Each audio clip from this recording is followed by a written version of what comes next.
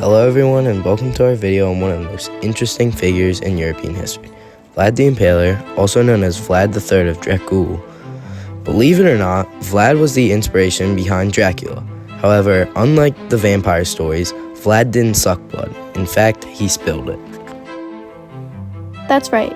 Vlad lived in a violent time, the 1400s, when Europe was always at war and leaders had to be cruel to survive. Before we get into his violent reputation, let's start with where he ruled. If you look at a map of Eastern Europe during the 15th century, you'll see Wallachia, a small principality between Transylvania to the north and the Ottoman Empire to the south. So Wallachia was kind of like a sandwich between two giant powers. Hungary and the Ottomans both wanted control of. Exactly. Imagine trying to run a small country while two empires are constantly fighting over your land. That was what it was like for Vlad. And that explains a lot about why he ruled the way he did. Through fear. Vlad was born in 1431 in Transylvania. His father, Vlad II of Dracul, was part of a group named the Order of the Dragon, a group of knights sworn to defend Christian Europe from the Ottoman Turks. His family was raised to hold the border between the two. Yes, and in 1436, his father became a ruler of Wallachia. But in 1442, the Ottoman Sultan took Vlad and his younger brother hostage to make sure their father stayed loyal. Though they were treated well, it must have left an impact on Vlad. Vlad's father and older brother were killed and betrayed by the Wallachian nobles and John Hunyadi, a Hungarian military leader, so Vlad lost his family to betrayal. He also spent his youth as a prisoner. He learned early that mercy was weakness, and that was a lesson that influences his whole rule. In 1448, after his father's death, Vlad tried to claim the throne of Wallachia for the first time. It didn't last though, and he was kicked out within 2 months. But if that was his first try, how many times did he rule?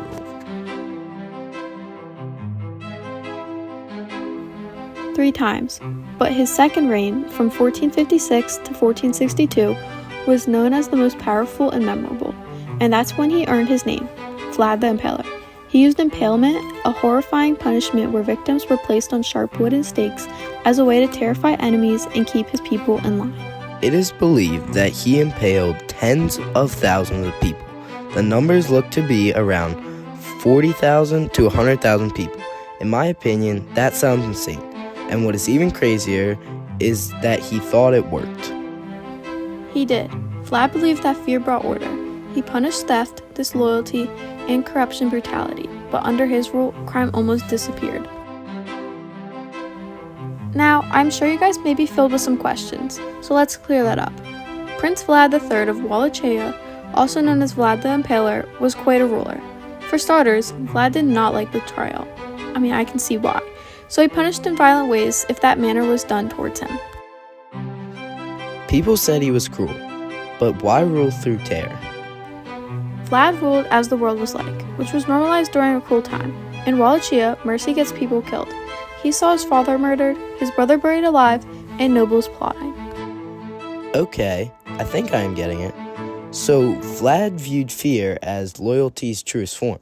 So terror was the key to keeping peace? I do have one final question. How does history remember Vlad? Vlad is viewed as not a monster, but as a guardian. He defended his people from the Turks and from corruption. If his hands were bloody, it was because the world was violent long before him. Well, I feel like some questions were cleared up by that. Let's return to the facts now. In 1461, Vlad stopped paying tribute to the Ottomans, which meant he refused to send them money and goods, like his father had. By doing so, he started a war.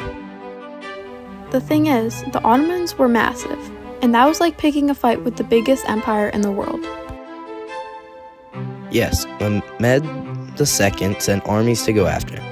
Vlad used specific tactics like burning villages, poisoning wells, and ambushing troops at night to fight back. Wasn't there that thing called the night attack?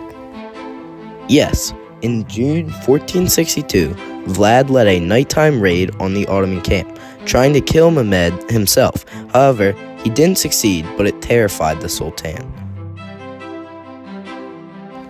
And what about that forest of the impaled story? Well, when Mehmed marched toward Vlad's capital, he found 20,000 impaled bodies lining the road, which caused many soldiers to flee in horror. Even fear couldn't save Vlad forever.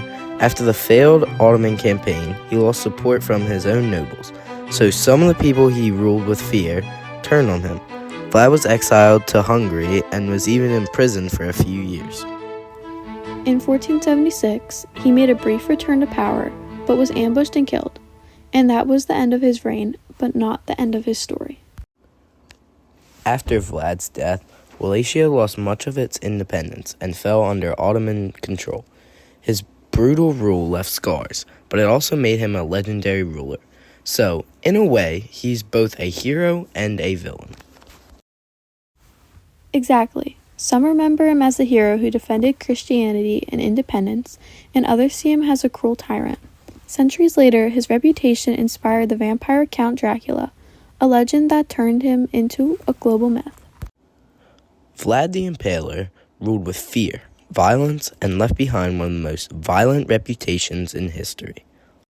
And whether you see him as a protector or a cruel man, Vlad the Impaler made sure that the world would never forget his name. Thanks for listening.